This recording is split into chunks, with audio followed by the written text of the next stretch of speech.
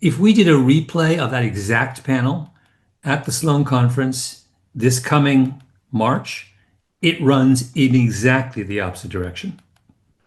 And it would be, I suspect, near unanimity in the room that trans athletes have no place in the female category. I don't think there's any question. I just think it was a strange. I mean, I felt. I mean, I was the reason I'm ashamed of my performance at that panel because I share your position 100%, and I was cowed. The idea of saying anything on this issue, I was in a, I believe in retrospect, in a dishonest way. I was objective in a dishonest way. Oh my goodness.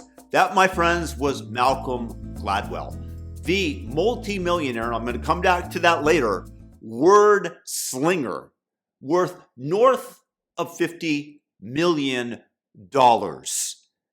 He's finally crawling out of his ivory tower to admit that he was cowed, brave man, into cheering for trans women in girls' sports. Cowed. You, a guy who could buy a private island with your book royalties, you were bullied into denying reality, amigo, because you're out here chasing those sweet, sweet social justice, virtue signaling points like a spineless invertebrate castrati. A big shout out to Gad Sad for that banger of a term, by the way. Malcolm, you're out here pretending men aren't taller than women, that they don't have a biological edge in sports, that there is no science backing men being 10 times better drivers.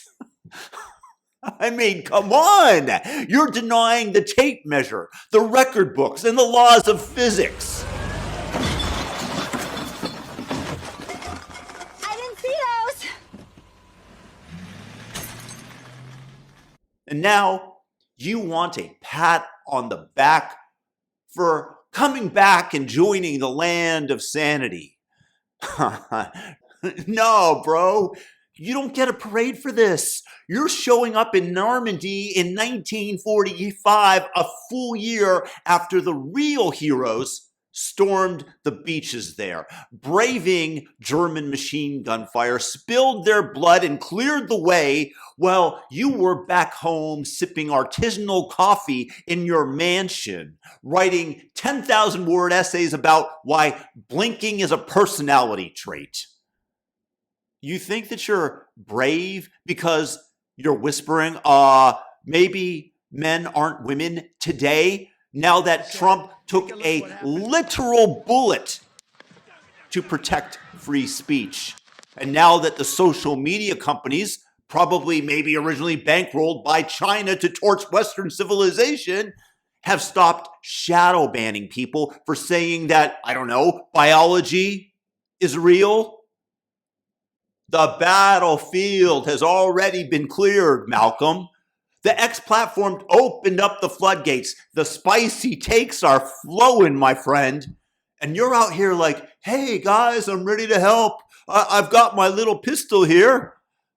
Nah, dude. We're already in Berlin attempting to end the war on sanity while you're still tying your shoes out in the parking lot. And let's talk about the enemy, shall we?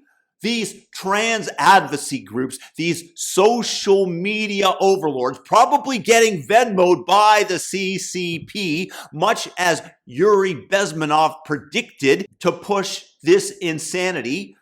They've been canceling accounts, threatening violence, rigging the laws, trying to yeet free speech and anybody who attempts to use it into the gulags. These exact people, they were out there during COVID screaming, follow the science, you science-denying Luddite. All while they were ignoring and continue to ignore chromosomes, bone density, and the fact that no man has ever lost a parallel parking contest to a woman in their lives. And you, Malcolm, you were ready to let them win. You and your cohorts of very cowardly, sissy men were ready to let these authoritarians round us up, ship us off to the North Korean / British gulag hybrid system for daring to say men have beards and women don't. All while you're chilling in your $50 million fortresses, getting applause from the commies on Blue Sky. So listen up, amigos. I implore you one thing. Do not be a cowardly Malcolm Gladwell. Do not wait until the war is half won to grow a spine. You stand up for truth. You stand up for principle, even when it's spicier than a ghost pepper enema and is going to hurt worse when they try to turn it on you. Those of us on the front lines with everything to lose, we're taking the slings and arrows from China, from the woke police, from the social media companies, from the British thought crime Gestapo, who will throw you in jail for tweeting XX does not equal XY. Malcolm, you can join the fight, sure. But you're in the back handing out water bottles while the rest of us are dodging bullets and memes to save biology from the commie gulag pipeline. No one's clapping for you, pal. You are not brave. You're the opposite. You're the coward who shows up to the victory party with a store-bought cake and expects a medal of valor. You don't get one of those for promoting the agenda of the trans terrorists and the commies when it was easy to do so. The medals and appreciation are reserved for the people that stand up for truth when there are consequences, when it's hard. Medals are not for cowards. Coffee is for closers. So you who made it to the end, be like Gad said, be like me, raise your voice and push back against the insanity. Don't be a spineless invertebrate like Gladwell.